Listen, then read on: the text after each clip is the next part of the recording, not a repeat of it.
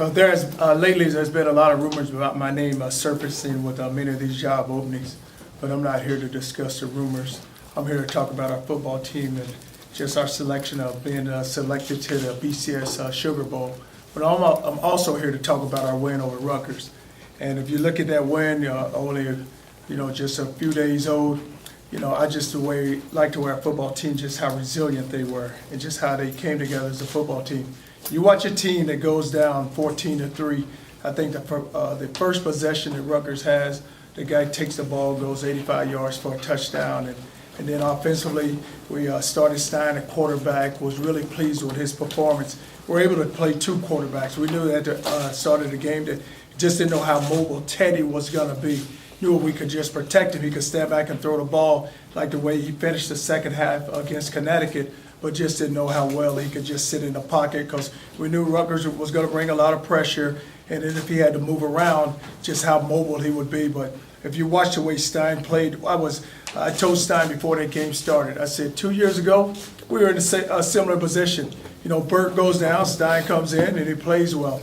But we were able to get the plays out of him, especially for the short yardage situations that we were in. He would come in, and if they had the option where we got him outside the pocket, and if the fullback was open, he made a throw or two to Hauser, or he kept the ball and just ran it. And then you watch Teddy come in. You get a third down play there on the goal line. He was able to shovel the ball to Jeremy Wright. He goes in for a score. Terrell Floyd goes down, makes a big hit on the kickoff, then throws the ball to Devontae Parker for a touchdown. That's an amazing catch Devontae made. I teased him because it looked like he was just floating in the air when he went up and took the ball. But just to watch our defense come back the second half and just completely shut down Rutgers, made some plays there at the end, able to get the ball back for our offense, and we were able to come away with the win. Now we have a chance to go to our second BCS Bowl in the history of this program, playing an outstanding opponent. I don't know if I really wanted this team, with my ties there at the University of Florida, being there for so long, having a relationship. A lot of those players end up recruiting off of that team. But I'm just so happy for this program. I'm happy for this university, happy for this city, for us to go back and go and win the Big East and then have a chance to go play a top-notch opponent. If you look at a team that we're going to go face, one game away from playing for a national championship. And who's to say who should be in that game? But, we took that draw, and I'm just so happy for us as a program. I don't know what the spread is right now, but I know it's probably fairly large. So, it gives our players a little motivation where they know that they're going to have to go play. And they have respect for that program because a lot of those guys, with the number of players we have on this team from the state of Florida, they know what that program's all about and who we're facing. Will Muschamp is an outstanding coach. If you look at that football team, a very physical football team, does a really good job on the offense of running the ball. Gillisley is a big-time running back, runs behind his pass, runs very hard. Driscoll is a quarterback that can beat you with his feet or his hands, gets outside the pocket, strong enough and mobile enough where he can run down the field. And then our offensive line with Harrison, Jalapeno, with Wilson, some of those guys, they were young when I was there, but now they have a chance to step up and they're really playing well, and they're doing a really good job of just running the ball. And defensively, I think with all the categories, they're probably top 5 in every category, from scoring defense, the pass efficiency defense, the turnover margin. That is a top-notch defense. You look at the front four with Easley and with Lorente McCray, guys that have been in that program for a while. Then the secondary with Elam being the safety there in the secondary, and then with Bostic and Jelani Jenkins being their quarterback. Those players have been in that program now. They are juniors and seniors, so it's a really good defense. So it's going to be a challenge for us, and their special teams is really solid. A really good challenge for us, and we have almost a month to get ready for it. So it's great for this program. It's good to go play a top-notch program. How is Teddy right now? What is his condition? How does he project over the next 4 years? Teddy, we have some time with Teddy, so we're going to be able to try to get him healthy for this game. And if you look at it, it's the wrist and the ankle, so we have some time off here where we should be able to get him prepared. I know our medical staff for the Rutgers game, there was 24 hours around the clock, so we have some time here now, so we can just take our time. Will he get back to practice? We're going to practice this weekend, and then we have finals coming up, so we're going to wait for final exams to end, and then we're going to go from there. Then we're really going to practice every day from there out. Will Gordy get that surgery, will he get the same surgery that Gordy had, Teddy, or how will you handle him? I don't even know if he's gonna have surgery just yet, but I think that with the staff all gonna get together and we'll make that decision.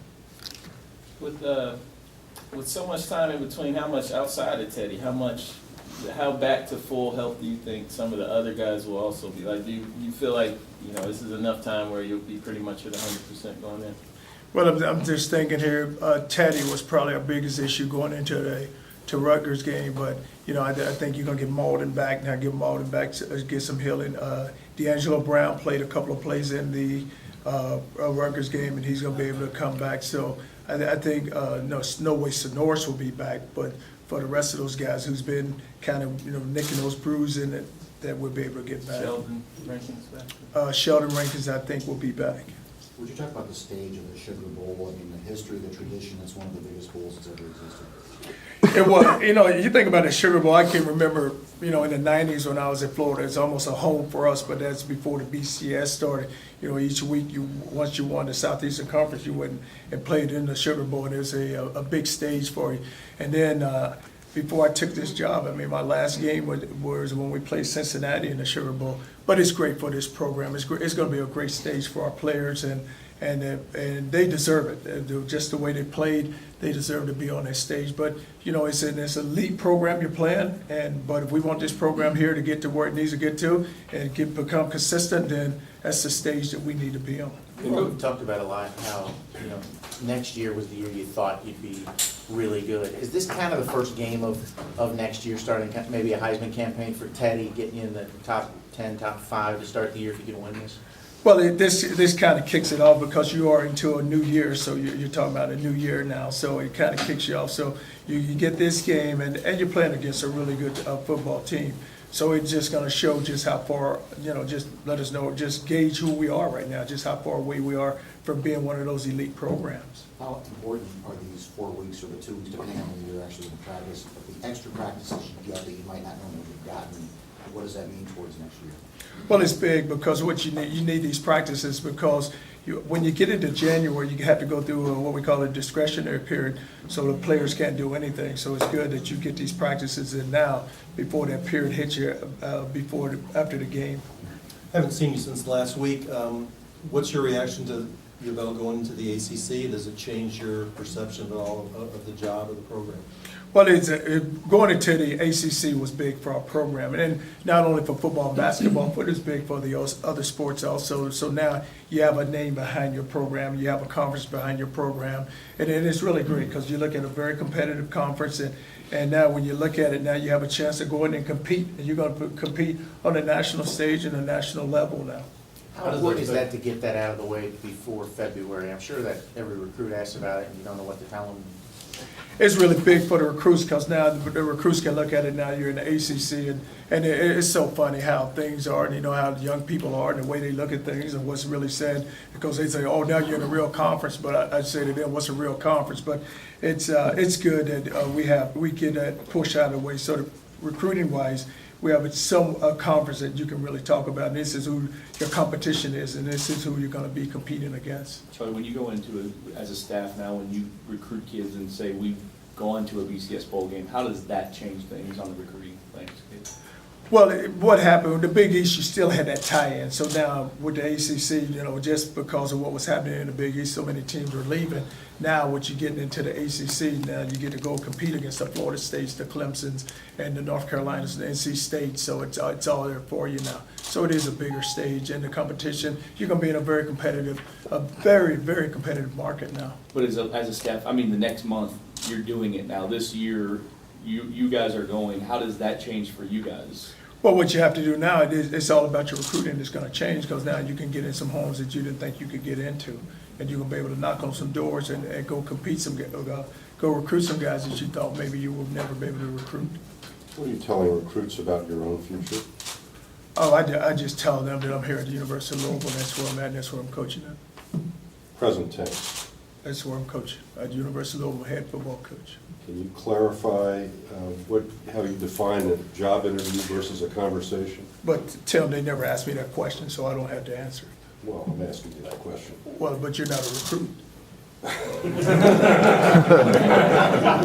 never know.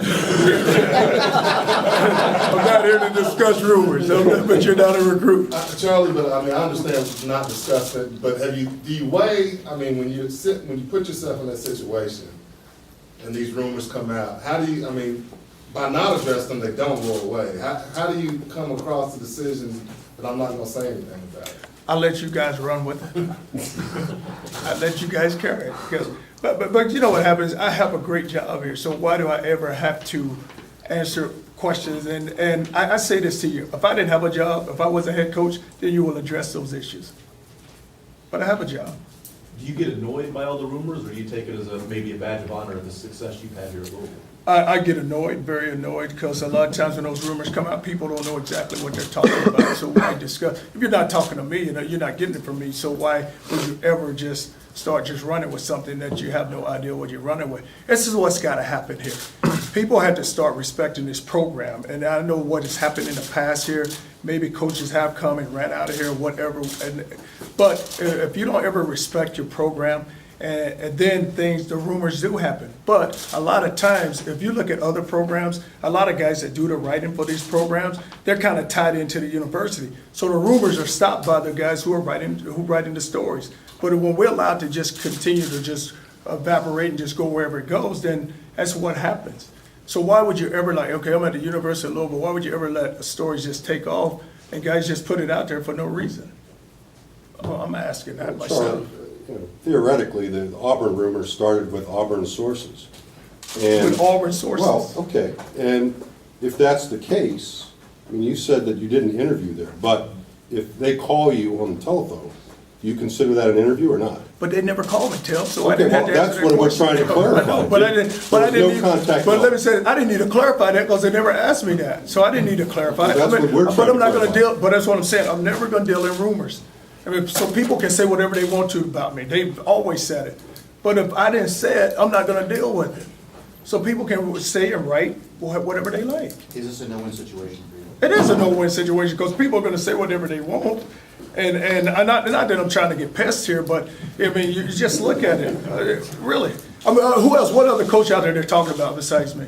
Well, it's you this year, other years it's Saban. The reason this happens is, in the past, so many other coaches have said no, and there was a coach here by the name of Petrino that said he wasn't doing anything. And that's why coaches as a whole don't have any credibility. They say they're not going anywhere, and then they do. But the whole deal also is that guys that write the article have to have credibility also, and they need to be accountable for what they write. Right. Well, I guess what it comes down to, though, people want to know is, did somebody from Auburn contact you or one of your representatives? But I don't have I'm gonna say this to you guys, I have no representative. I represent Charlie Strong, represents himself. I have no representative. Charlie, the thing of it is, too, is that we can write what we feel and probably what we know, but what the fans, they don't want to hear it from us, they just want to hear it from you. That's what it's about. And I agree with you, and a lot of times it gets started by whomever, I don't know whomever it gets started by, but let's get on with the game. Would you be willing to then put all the rumors aside and say that you'll be coaching next year at the University of Louisville? But I mean, I will say that at the right time. You understand how this is creating more speculation, just because Oh, you're not. but I agree with you, but let's say this, let's talk about the game, let's talk about the Rutgers game, let's move on with that. Who's got your Champions Awards, Coach?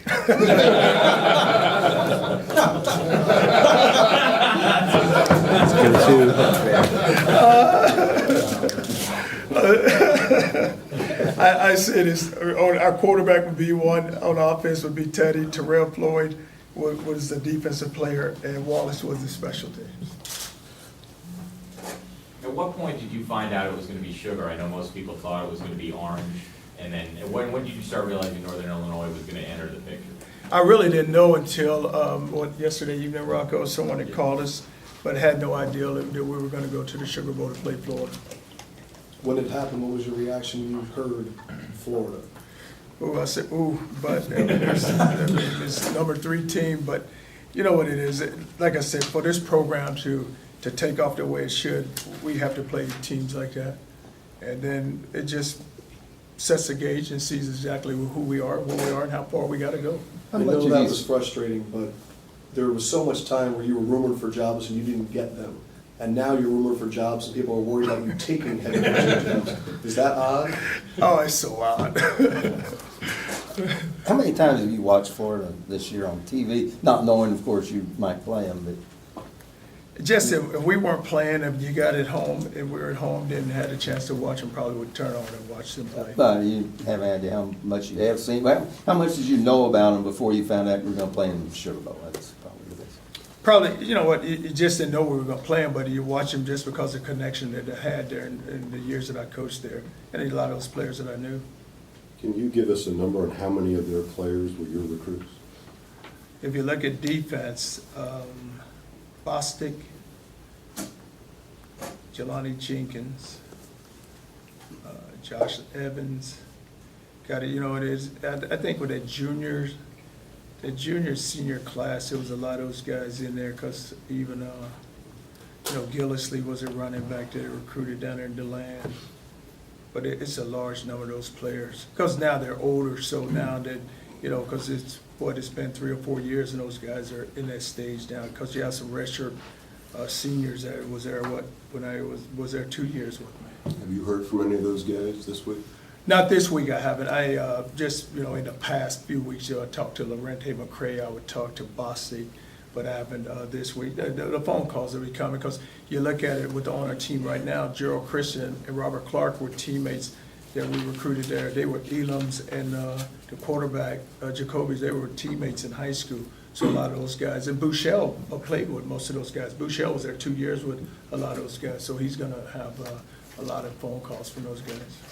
Is this Florida team, the personnel, the way they play, is it something that you want to model your program after and eventually look like?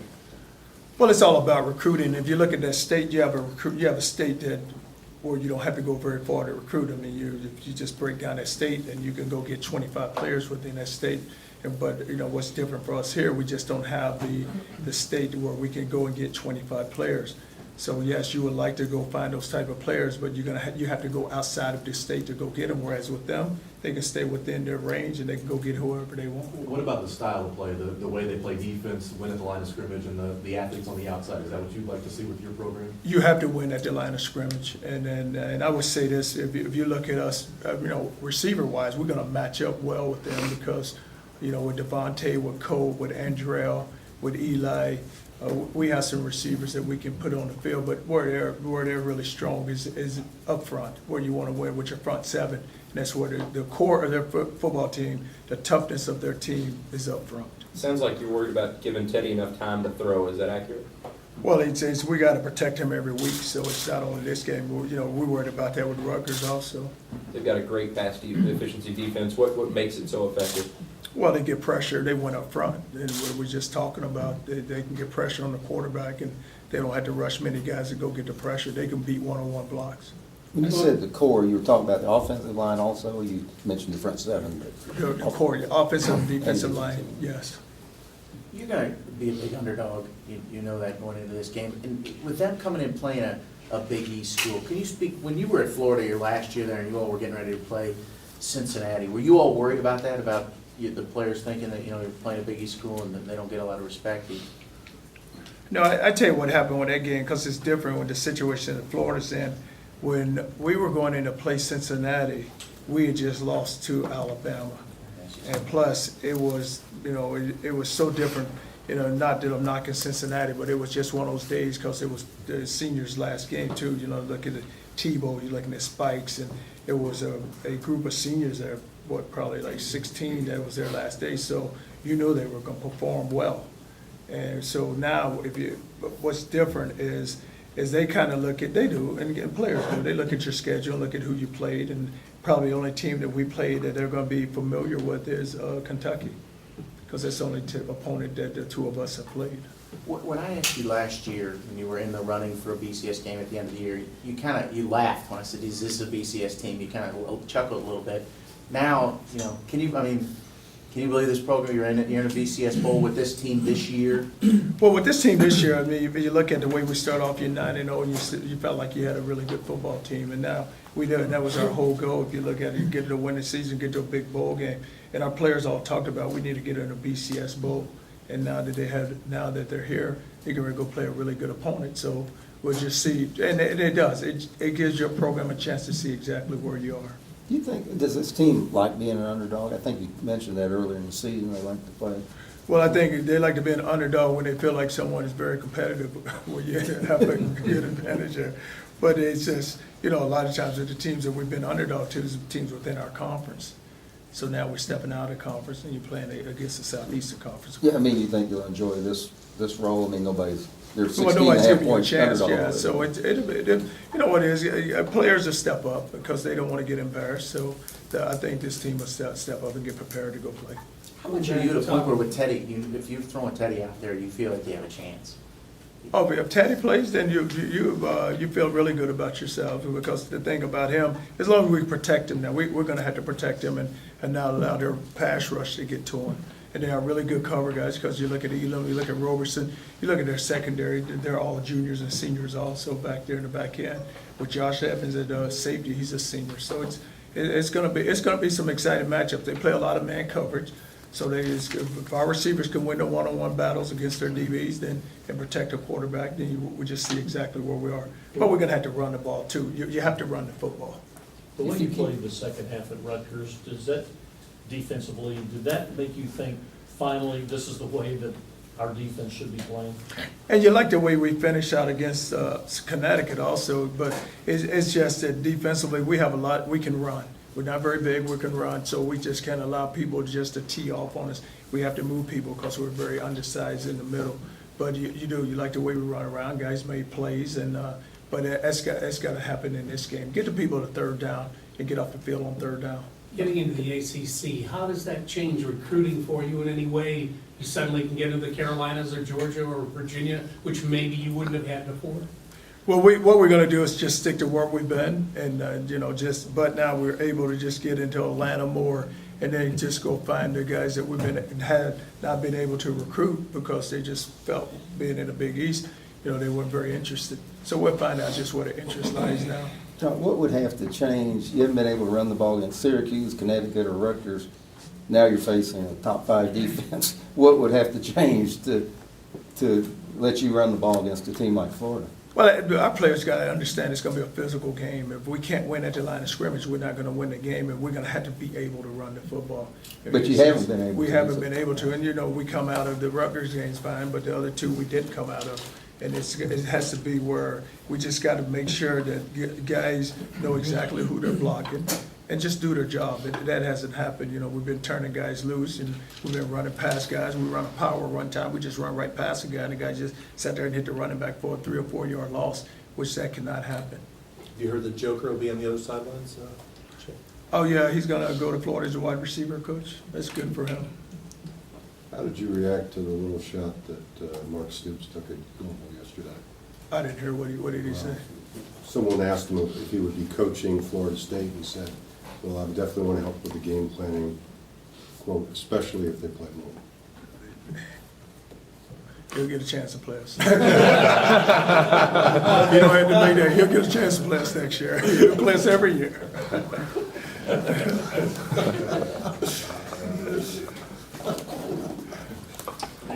What would you like to see changed in this job? Are there things that you feel like this program needs moving forward? You're in a position now you can probably ask for anything. Yeah, it's just so hard because at the end of the season, I think I could sit down with our AD and Tom and do anything we ask. And it's going to be some things that we need to get done, and we'll be able to get them done and get this program moved where it needs to move to. Can you give us an example of something like that? Well, if you look at, we could talk about expanding the weight room, which we're going to do. And then once we start that movement there, you'd like to say, hey, at some point, if we get the program going, we'd like to add more seats put more seats in the stands there. And just enlarge our seating capacity. What would you like to see from the fans? You've been at SEC schools, you know, it's a big deal. You all are playing Connecticut and you're, 9-1 and there's 46,000 fans. That was the announced attendance. What would you like to see from them as far as support for this program? But you want the passion from the fans, and you want the support. And I tell you this, and this frustrated me more than anything. And we have great fans here. But when we came here on senior day, the Connecticut game, we get off the bus, and I don't care what time card march is. I mean, heck, if it's 8 o'clock in the morning, it's 8 o'clock in the morning. But no one came out. And for it to be the seniors, I mean, we had a few people out there. I mean, we had the real fans out there. I'm not saying we didn't have anyone. But you would like to just see more fans come out. And I know I heard, it's new, and it's not new. But I mean, if you support your program, you support your program. And you want that. And we have fans here that do support their program. And not to throw any salt on the wound, Kentucky can travel with the Big Blue Nation. They go take over. I mean, we should have that same passion here and go take over when we go travel. And there's no reason why we shouldn't. But someone told me that we're such a young program, and we have a young fan base that doesn't happen. But I don't buy it. I just think that when you're passionate about something, you go support it. And it's not that it doesn't matter who we play.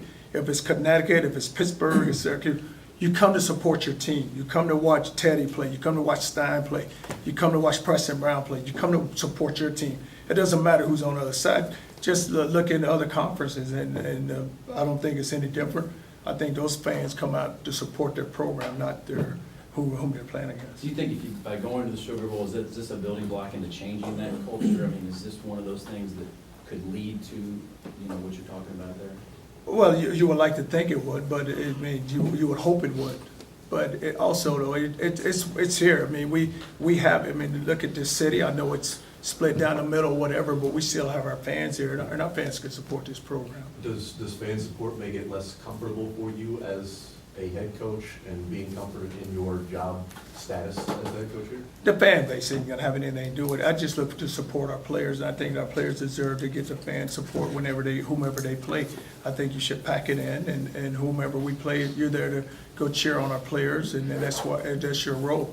But at the whole deal, if we're not winning, okay, then I can see why you don't want to come out and support us. But we're sitting there at 9-0, and you're right, we go play. And we don't even pack the stadium, and we're 9-0. Wow, I mean, we're 9-0. What more do we need to do? Then we come back against Connecticut, and we have card march. And then I think about, I know this at Ohio State, whatever they seat, they had a 12 o'clock game too. And they had a march. They filled it up. Have you been given any indication that maybe Louisville might get into the ACC or be playing the ACC next year rather than 2014? I think that depends on what happens with Maryland. How soon they get. Right. Charlie, how important is the next month or so for the future of the program with recruiting? You're going to be bringing a lot of guys in. It's a small class. How important to finish this class off the right way? Well, we got to make sure we get the right people in this class, and we have to make sure that we're very selective in who we bring in. I mean, we know this. We need offensive linemen. We need defensive linemen. I'll always want offensive and defensive linemen. I don't care how many we take. I just want big guys, big body guys. And then with our skill, we have to go get us some defensive backs, big defensive backs that can run and that can cover. I mean, if you watch, it's nothing against little guys, but the ball can get thrown up over little guys' heads. And you have to have some speed back there. That's what's critical. We have to make sure that we get the right players in this class, because it's a small class, and we can't miss in this class. We cannot. We know how you reacted. How did Teddy and the other 33 Florida kids react to this? That you're playing in Florida. Oh, I haven't had a chance to talk to them. They're probably excited. You know what? No, they probably wanted to go to the Orange Bowl. That's probably where they wanted to go. Since it's New Orleans, do you have any special curfews? Oh, they say, we're gonna have curfew, yeah. So are they gonna let these guys run wild? No, we will have a curfew there. Do you find that coaches implement tougher restrictions in New Orleans because of the culture there?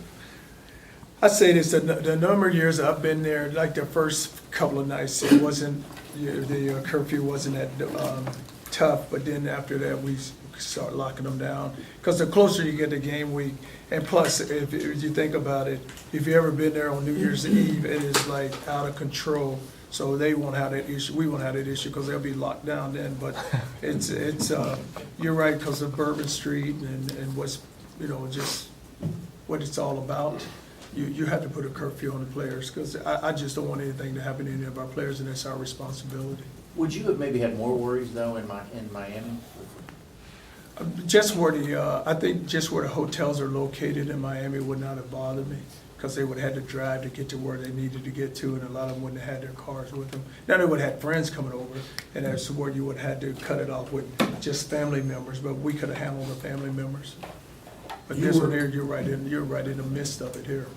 You were the head coach in Louisville, correct? When you have all that preparation, what did you learn from that time of having that length of time prepared that can help you for this time? Well, it's all about making sure that your team is prepared and how you practice. You're going to have a lot of practices to get in, so just make sure that you're smart about your practices, and then make sure that what your practice and what the other opponent is doing. Just don't go out there just to punch the clock and say we practice. We really have to work on the University of Florida. Can you recap the conversation you had with Will when he came off after sliding short of that first down? I said, why would you slide? And he's like, well, Coach told me to get down. I'm the only quarterback. I said, yeah, but get the first down first. You can slide all you want. But it was a guy. I didn't see them. It was a guy really coming for him, and he had to get down. But I'm like, get the first down first, and then that's when we had to go for it. And we got that one. But the next fourth down, we didn't get it. He said he told you to calm down. He did. He's like, come on, Coach, calm down. I got it. I said, no, get the first down. From everything he's done this year, trip to the Sugar Bowl, should Teddy get a trip to New York? I said this, and I told those guys the other day, I was telling Reese Davis, I think Teddy Bridgewater, if there's a better quarterback in the country, I'd like to see him. For what Teddy can do. He's a pocket thrower, and he has enough about him mobility-wise where he can run away from defenders. And plus, he does a great job of going from his first read to the second where he can find open receivers, and he can throw the ball unbelievable. Everyone watched that game the other night. I bet I got 100 million texts on, "God, your quarterback is so tough." Wow, there's guys that was watching the game. Who do you heard from maybe after getting this bowl bid that you worked with so many different people that you're really glad to hear from? Like, it was a message you got or something that you really liked? Yeah, you heard it from so many guys, and some people were just so happy for this program. I think more than anything, and not so much of what. And they're happy about what we had accomplished. But I think just for this university, guys are just so happy because you heard it after our game against Rutgers, because they knew we were going to get a BCS bid, but just didn't know who we were going to play. I mean, you personally, like Urban or anybody like that? I talked to. I heard from Urban, heard from Coach Holmes. I talked to those guys. You said that you wanted to see if Teddy could move around and so on and so forth. What was your thinking in not starting him? I mean, if you're going to find out what he can do, why not just go ahead and start him? But what happened earlier in the week, he didn't practice. So my policy has always been, if you don't practice, then you're not going to start. And and I know it was Teddy, and he's a key, but you feel like, okay, if I can go in with a healthy Will Stein, and he could just manage the offense and make the throws and get us to where we need to get to, then let's go play Will, because he deserves it, because he's been practicing. Now, so if Will had done a little more, you would have just left him in, you're saying? No, but when Teddy, so now you get into a situation, now you got him back, so let's go ahead and play him some and just see where he is. I mean, I think Will did great. I think he did an unbelievable job of what we asked him to do. I mean, you look at those key third downs that he made. I mean, it was like, wow. I mean, two he ran, and then the one he threw the ball out there to Hauser in the flat. But the pressure they were bringing, they were going to make Teddy, and Teddy wasn't mobile enough to run away from that pressure. There's no way. Getting back to the Heisman, as a defensive guy, does it bother you that it's evolved into just an offensive award? Well, that's the guys who get all the press, I guess. You like to see more defensive guys, because you watch. You think about just defensive players, and I like the player there, Jarvis Jones from Georgia. He's an outstanding defensive player. Even the player Green at Rutgers, he made a ton of plays for them. So you watch a defensive player, he doesn't get the hype that an offensive player gets, just because you get so many offensive guys around him. Like Teddy, you think about all the weapons that he has, but defensively you have to go do it by yourself, and there's not much happening. Is it good that we're going to have storylines with you in Florida, the coaching storylines, that all the storylines are about you and you don't have to worry about your players doing press conferences. No, you know what, that's why, they take it, the publicity away from me and give it to the players. It's about the players, it's nothing about me. And I told our staff they did an unbelievable job this year of getting this football team ready.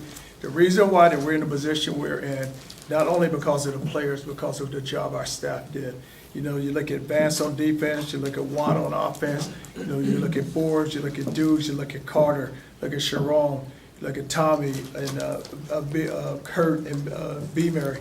Just the job that those guys did, and then Pat Moore in the weight room. We're in the position we're in because of the outstanding staff that we had. And there's nothing I did, it's just the guys that I have around me, have a great staff around me, and they were able to lead this team. We knew that leadership would be an issue, and to watch that group of coaches go lead this football team. And it was, each week it was a battle. Each week you were trying to keep them up. Each week it was, don't let them get complacent. You know, I'm worried about them getting complacent because we're, you know, you're going 3-0, you're going 4-0.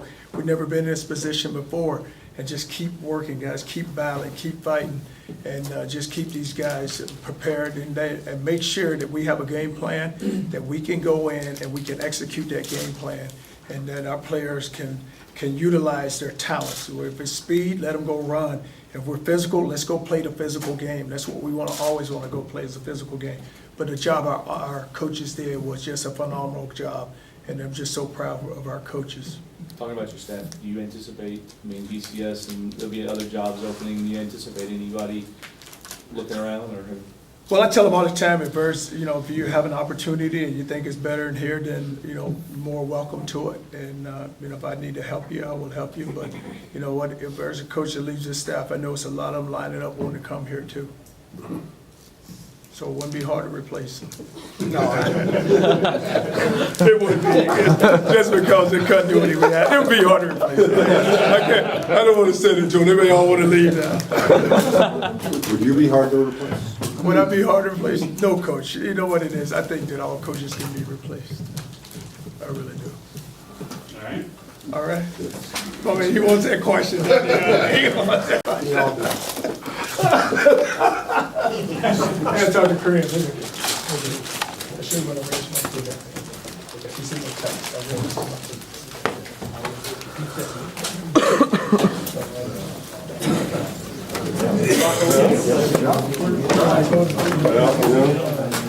We can do a dance. You good? All right, man. Yeah, if you think of anybody, I mean, I'll look and see if you think of somebody specifically that you know, I'll try to get. Oh, yeah. Yeah, I'll send you a little Twitter message.